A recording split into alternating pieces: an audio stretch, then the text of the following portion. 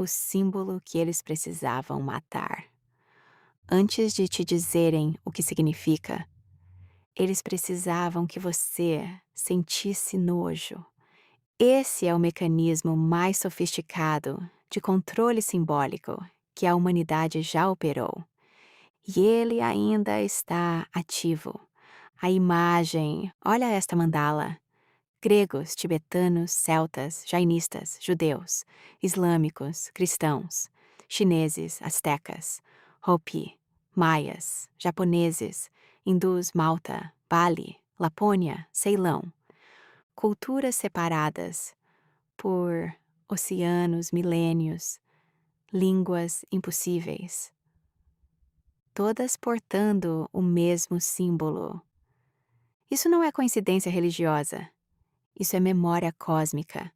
A suástica, a verdadeira, é o registro de uma percepção astronômica e espiritual compartilhada pela humanidade inteira antes da grande ruptura. Ela mapeia a rotação da Ursa Maior ao redor de Polaris, ao longo das estações. É literalmente o céu girando. É a cruz que se move, a cruz viva, a cruz do tempo, o sequestro. E então veio o sequestro. Não foi acidental. Não foi o resultado inevitável de um regime louco.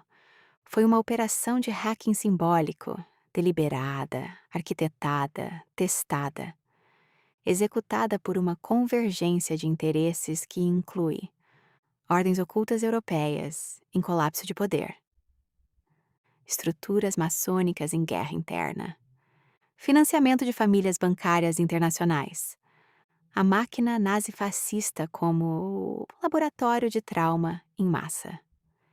E por trás, uma agenda de dissociação coletiva da ancestralidade.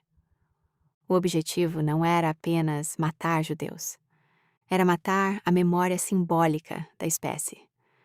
Quando você associa um símbolo sagrado ao horror industrial, você não apenas proíbe o símbolo, você infecta o inconsciente coletivo.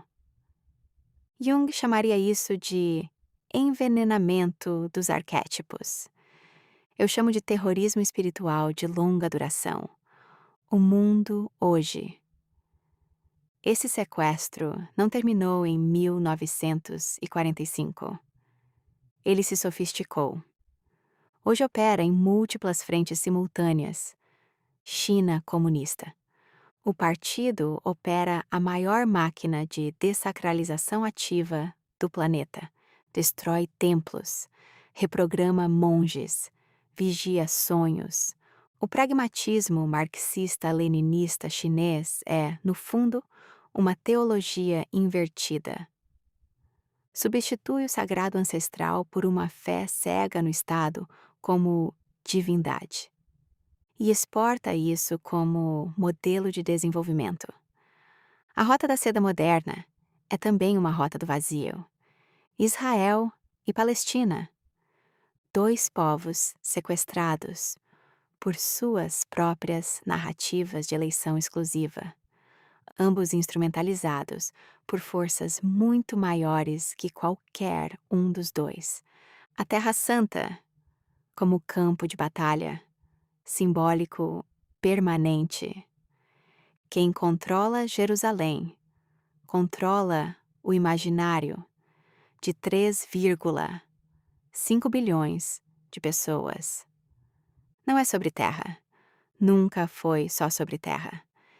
É sobre qual narrativa fundacional da civilização ocidental sobrevive. Enquanto isso, famílias de armas, lobbies, facções religiosas internas dos três monoteísmos e ordens que nunca assinaram nenhum tratado de paz. Alimentam o conflito como tecnologia de manutenção do trauma coletivo, o hacking da realidade. Existe uma guerra que não aparece em nenhum noticiário. É a guerra pelo mapa interno da humanidade. Grupos seletos, ocultíssimos, com acesso a tecnologias cognitivas, farmacológicas, midiáticas e simbólicas que o público jamais viu documentadas. Estão testando e avançando o que só se pode chamar de sequestro da arquitetura do real. Os instrumentos visíveis dessa guerra, pornografia massiva, não é apenas indústria, é dessensibilização sistemática do eros sagrado, reduzindo o mais alto potencial de transmutação energética humana a estímulo-resposta pavloviano, drogas e drogadicção, desde o crack nos guetos americanos, documentadamente financiado por operações de Estado, até o fentanil hoje, passando pela normalização do vazio como experiência cotidiana. A dependência química é o substituto industrial do transe sagrado. Trauma de guerra como exportação. As guerras modernas não terminam quando os exércitos voltam. O T é PT, transtorno de estresse pós-traumático. É um vírus que se multiplica em gerações. Uma população traumatizada é uma população governável. Hiperestimulação midiática. Não é possível ter visão interior quando o exterior nunca para de gritar. A crise de atenção é gerenciada, não acidental. Jung e a crise do animismo. C.J. Jung diagnosticou isso no século XX.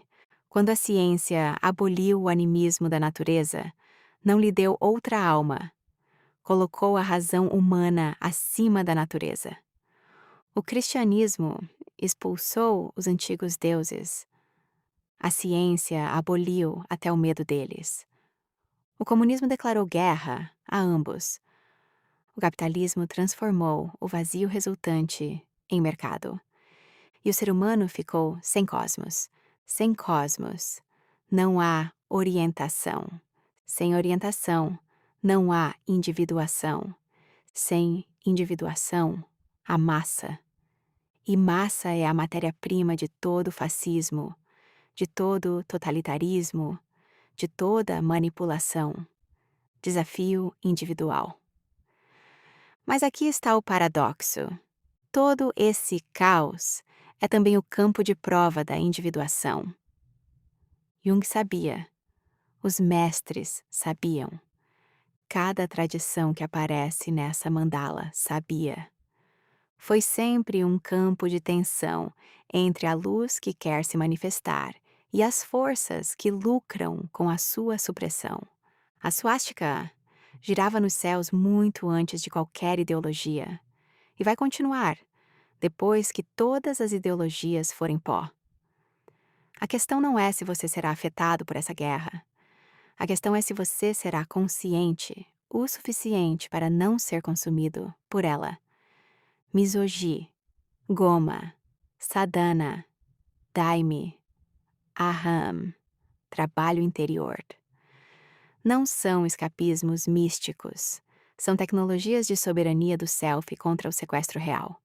A resistência que não aparece nos relatórios de poder. Enquanto as grandes máquinas de sequestro simbólico operam, existe um contramovimento, silencioso, descentralizado, sem centro em Davos, sem exército, sem algoritmos de crescimento. Ele acontece em clareiras, em igrejas pequenas, em cerimônias que terminam ao amanhecer, em comunidades que decidiram, sem grande manifesto, viver dentro de um cosmos vivo. O cristianismo que não foi sequestrado. Existe um cristianismo que as instituições nunca conseguiram domesticar completamente. O cristianismo dos padres do deserto, das beguinas medievais, de Mestre Eckhart, João da Cruz, de Hildegarda, de Bingen, do Cristo que jejuava 40 dias no deserto e conversava com o vento.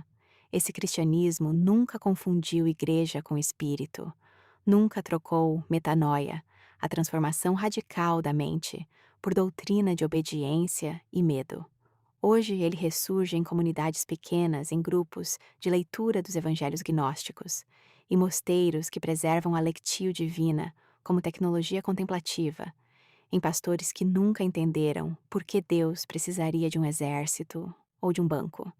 Esse cristianismo místico não compete com o Dharma, Santo Daime, não compete com o budismo Zen, não compete com Umbanda de terreiro limpo, porque reconhece que a luz tem muitos canais e que o único inimigo real é a opacidade, seja ela teológica, política ou farmacológica.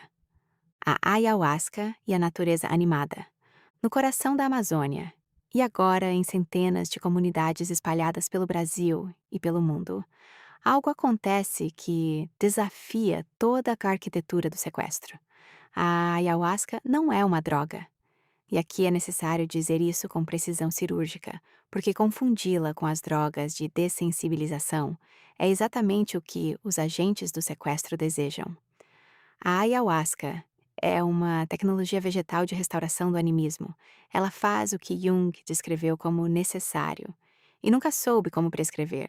Devolve alma à natureza na experiência direta do praticante, não como conceito, não como metáfora poética, como realidade vivida, inegável, transformadora. Quem bebe a cipó com intenção e contexto sagrado não sai de lá achando que a natureza é um conjunto de recursos a explorar. Sai sabendo, no corpo, não na cabeça, que cada folha respira, que cada rio pensa, que a vida é uma inteligência que nos antecede e nos excede infinitamente. Esse é o tipo de experiência que dissolve o consumismo compulsivo por dentro, não por decreto, cura traumas que décadas de terapia convencional não tocaram. Restaura a percepção de pertencimento ao cosmos, quebra os condicionamentos de obediência ao vazio. E é exatamente por isso que ela é sistematicamente difamada, criminalizada onde possível. E quando não pode ser criminalizada, é cooptada, transformada em turismo espiritual de luxo e produto de wellness para classes urbanas em crise existencial gerenciável. O sequestro tenta tudo.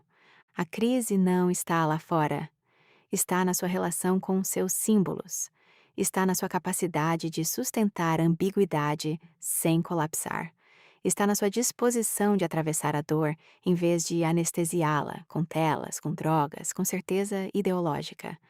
Recuperar um símbolo sequestrado é um ato de guerra espiritual. Completar seu processo de individuação.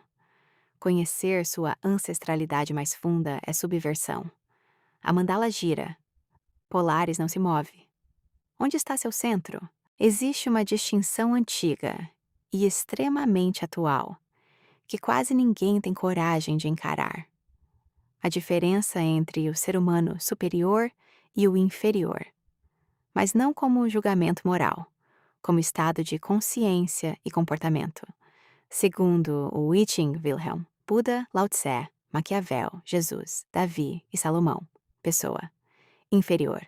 Reage por impulso, vive de aparência e discurso, precisa de inimigos para existir, segue ideologias sem examinar, fala muito, observa pouco, busca vantagem imediata. É facilmente manipulável. Pessoa superior. Observa antes de reagir, sustenta coerência entre fala e ação. Não depende de validação de grupo, pensa no longo prazo. Questiona antes de acreditar, enxerga além das narrativas. Se governa antes de tentar governar o mundo agora, vem a parte incômoda. Pessoas inferiores existem em todos os lados. Esquerda, direita, religião, ciência, tradição, modernidade. Se você só consegue ver inferioridade no outro lado, você provavelmente já foi capturado. O homem superior não escolhe lado por emoção. Ele observa o que um lado diz sobre o outro, o que se confirma na realidade. Quem mantém coerência ao longo do tempo, quem vive do conflito, quem lucra com a divisão. E principalmente ele se afasta de ambos quando ambos são inferiores. Jesus não se alinhou ao poder corrupto. Buda abandonou ilusões. Lao Tse evitou estruturas artificiais. Maquiavel alertou sobre ingenuidade. Salomão pediu sabedoria antes de poder. Davi caiu e se reergueu. Todos apontam para a mesma direção: autodomínio antes de posicionamento, antes de defender políticos, ideologias ou lados. Faça-me a pergunta mais difícil: em quais áreas da minha vida eu estou sendo inferior? Porque enquanto isso não for resolvido, nenhum lado vai te salvar e todos vão te usar.